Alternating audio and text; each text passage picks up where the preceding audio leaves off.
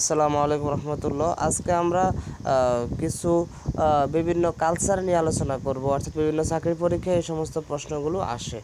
শুরুতে যেটা আছে এপিকালচার, মৌমাছি চাষ বিষয়ক বিজ্ঞানকে বলা হয় এপিকালচার। 2 নম্বরে আছে সেরিকালচার, রেশম চাষ বা রেশম চাষ বিজ্ঞান বিষয়ক বিদ্যাকে বলা হয় সেরিকালচার। ফিসিকালচার, মৎস্য চাষ বিষয়ক বিজ্ঞানকে বলা হয় ফিসিকালচার। এরপরে আছে এভিকালচার, পাখি চাষ পাখি পালন বিজ্ঞান। এরপরে হচ্ছে হর্টিকালচার, উদ্যান তত্ত্ব। এরপরে হচ্ছে আমার আছে ফার্ল কালচার, মুক্তা চাষ বিষয়ক বিজ্ঞান। ফ্রগ কালচার, ব্যাং চাষ বা ব্যাং চাষ বিষয়ক বিজ্ঞান। ফ্লোরিকালচার, ফুল চাষ বিষয়ক বিজ্ঞান।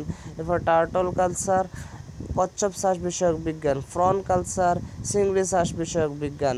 লাখ কালচার, লাক্ষা একটা মাছ, লাক্ষা চাষ বিষয়ক বিজ্ঞান।